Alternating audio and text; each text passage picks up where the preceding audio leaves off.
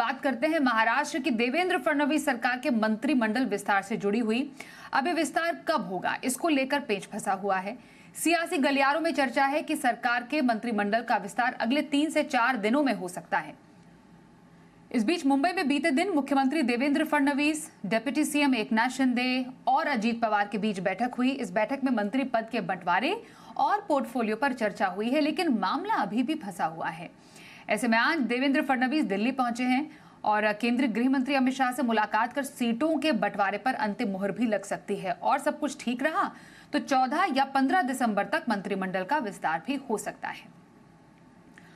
आइए इस पर ज्यादा अपडेट के लिए बात कर लेते हैं हमारे सहयोगी कपिल राउत से। कपिल, पहले मुख्यमंत्री के नाम को लेकर काफी लंबी चौड़ी बैठक हुई और उसके बाद अब जाकर मंत्रिमंडल विस्तार को लेकर, मंत्रिमंडल बंटवारे को लेकर क्या कुछ पेच फंस रहा है?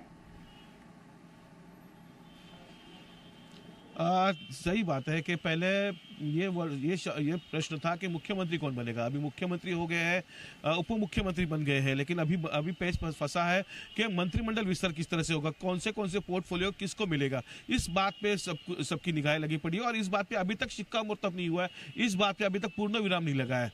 आज मुख्यमंत्री देवेंद्र फडणवीस दिल्ली में है, उनके अध्यक्ष बावनकुले वो दिल्ली में है और उनकी आज जो वरिष्ठ नेता है उनके साथ एक बैठक होगी, एक चर्चा होगी इस पूरे विषय पे और उसी चर्चा को लेके वो मुंबई में आएंगे और मुंबई में फिर ये तीनों नेता जो मुंबई के हैं, महाराष्ट्र के जो 3 बड़े नेता हैं, एकनाथ शिंदे, अजित दादा और देवेंद्र फडणवीस, इन्होंने एक बैठक होगी, एक मीटिंग होगी और उसके बाद पोर्टफोलियो पे शिक्कामोर्तब हो सकता है। ऐसी एक खातरी लायक सूत्रों की इंफॉर्मेशन जी मीडिया के हाथ में है। सबसे बड़ी बात है कि आज दिल्ली में एकनाथ शिंदे, उप मुख्यमंत्री एकनाथ शिंदे दिल्ली में जाने वाले थे, लेकिन उनका ये दौरा रद्द किया गया है।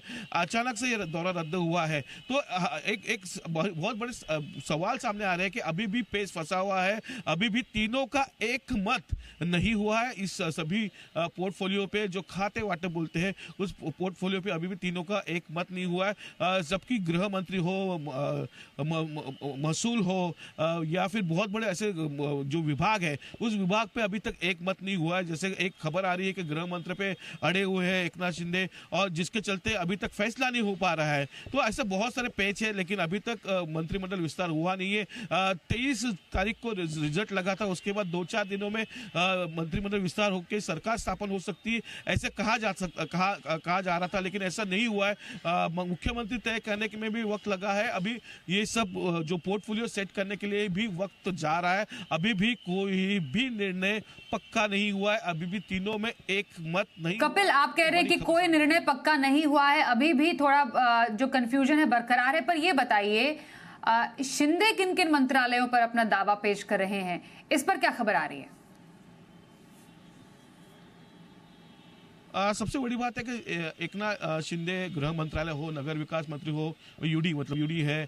उसके बाद सबसे बड़े तो आरोग्य हो गया, शिक्षण हो गया, फिर उद्योग मंत्रालय, ऐसे बहुत 4-5 जो मंत्रालय है वो एकनाथ शिंदे गट को चाहिए, क्योंकि लास्ट जो सरकार थी उसमें उद्योग हो गया, शिक्षण हो गया, आरोग्य हो गया और यूडी हो गया, मतलब नगर विकास, ये सभी जो मंत्रालय है या जो ये सभी खाते हैं, ये पोर्टफोलियो है, ये एकनाथ शिंदे गट के पास थे। तो वही मांग है उनकी, लेकिन अभी चित्र अलग हो गया है। जिस तरह से बीजेपी बहुत बड़े आंकड़ों के साथ से जीत के आई है, 137 जो आंकड़ा से जीत के आई, तो एक चलते एक बार्गेनिंग पावर जो होती है वो कहाँ तो कम हुई है। दूसरी तरफ अजीत दादा ने पहले ही सरेंडर कर चुके हैं कि मुझे जो मिलेगा उसमें मैं संतुष्ट रहूंगा, तो उसके चलते एक तरफ से एकनाथ शिंदे की जो बार्गेनिंग पावर है कम हुई है, जिसके चलते अभी तक पोर्टफोलियो पे कोई भी एक मत नहीं हुआ है। गृह मंत्रालय की मांग कर रहे थे एकनाथ शिंदे, लेकिन अभी तक गृह मंत्रालय मिलेगा, नगर विकास मंत्री मिलेगा या महसूल विभाग मिलेगा, इस बात पे कोई भी चर्चा पूरी नहीं हुई है। क्योंकि बीजेपी के जो आमदार है या बीजेपी के जो मंत्री बनने की ख्वाहिश रखते हैं, उनका कहना है कि हमारा पक्ष बड़ा है, हमारे जो नंबर से 137 नंबर है, तो हमारे पास पोर्टफोलियो ज्यादा रहने चाहिए और जो मेन पोर्टफोलियो है वो हमारे पास चाहिए। ये ऐसी चर्चा सामने आ रही है, राजकीय चर्चा सामने आ रही है, तो जिसके चलते पेच फंसा हुआ है। अभी तीनों नेता की अभी तक बैठक नहीं हुई है 3-4 दिनों में। अभी जब देवेंद्र फडणवीस आज शाम को जब लौटेंगे दिल्ली से, उसके बाद रात को अगर कोई देर लेट नाइट साथ अगर इनकी तीनों मंत्रियों में बैठक होती तो 14-15 या 13-14 को शायद मंत्रिमंडल विस्तार हो सकता है। बिल्कुल, तो शाम की बैठक काफी महत्वपूर्ण है। मंत्रिमंडल विस्तार को लेकर हो सकता है मोहर लग जाए और फिर सब कुछ ठीक रहा तो 14-15 दिसंबर तक मंत्रिमंडल विस्तार को लेकर औपचारिक ऐलान और फिर आगे जो शपथ ग्रहण है और जो बेसिकली विस्तार है, जो बंटवारा है, वो भी हो जाएगा। धन्यवाद कपिल इस जानकारी के लिए।